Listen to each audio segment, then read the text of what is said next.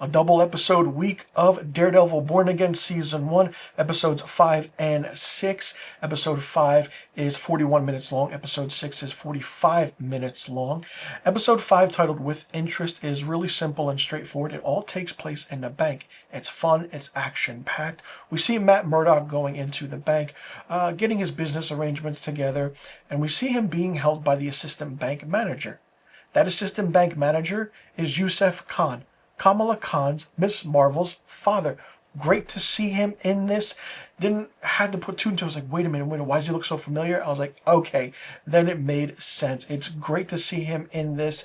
There's a lot of backstory of how he says, what Kamala is doing now, and he's very proud of her.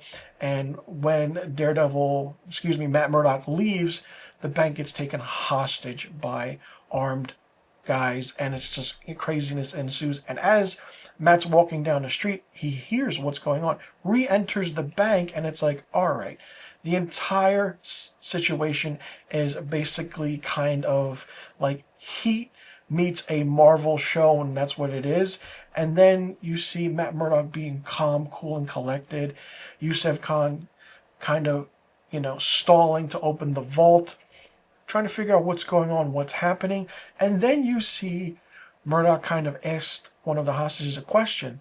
And he's like, why is there no money? He's like, no, it's just valuables here. And they're trying to figure out what valuables there are. Matt asks one of the armed guys to go to the bathroom, does that, incapacitates him, and then incapacitates the other guy that is with Mr. Khan. And then they open the vault and they figure out, all right, what's going on? They have to figure out the key because they're looking for something. And the criminals are like, we have a boss. We need to work with this. We need this thing. And it's like a little amber or a diamond that they have. They kind of go back and forth with everything. Matt Murdock kind of gives up the diamond, and then we see the head guy leading everything kind of give it off to one of the other hostages who was evidently in on it. Matt goes after the head guy and just beats the shit out of him, breaks his leg, and then, incapacitates him. And we're trying to find out what's going on, what's happening. It's, I guess, the next day or a week later, some time has passed. We see Matt back in the bank talking to Mr. Khan and says, Khan's like, yeah, none of the guys had the diamond on them. We didn't know what happened. And then as Matt leaves, he takes, the butterscotch candy and he walks out, and then Khan looks and he sees the amber in there. And then that's the end of the episode. It's like, what? Wait a minute. That was a really, really interesting episode 5. Action-packed, intense, high energy, which was really, really good.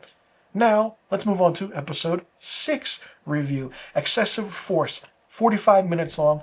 This topic and this episode is focused on Muse. Muse is a serial killer who has over 60 people on his list that he's killed, basically drains them of their blood and uses it as graffiti all over New York City. They figure this out, and kind of Fisk puts together a task force of the most dirty cops that he can find. Doesn't want them to wear a camera, wants them to do what he has to do.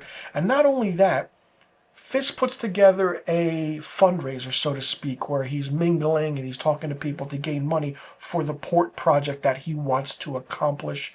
And we see someone else come in from another Marvel show, Jack Duquesne from Hawkeye, and it's like, whoa. And Fisk is like, are you threatening me? Jack Duquesne is standing up to Fisk, so it's really interesting to see two familiar characters in back-to-back episodes from different shows, and it's really, really working. All the while, we see that Hector Ayala's niece is trying to figure out what her uncle was doing. She goes to see Matt. Matt's like, listen, I'm not, just take it easy, what's going on?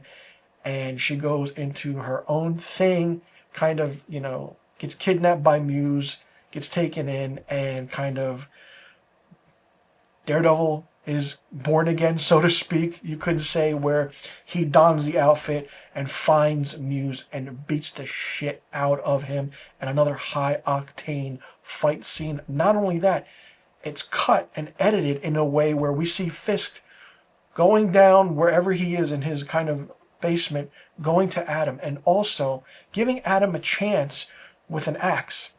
Adam attacks Fisk, but Fisk, of course, just beats the shit out of him as well. The contrast is really good. Daredevil saves Hector Ayala's niece, and it's just the final image of him standing there, and it's Muse has got away, and really, really fun double episode this week. Only 3 episodes left of season 1. What will happen? What can happen? A lot of people do complain that it's slow going. Listen, take it easy, all right? It's the process of the long game, all right? This works for a Marvel show. Any other show won't work for it. We have to keep going and going. Not only that, season 1 is 9 episodes. Season 2 is also 9 episodes.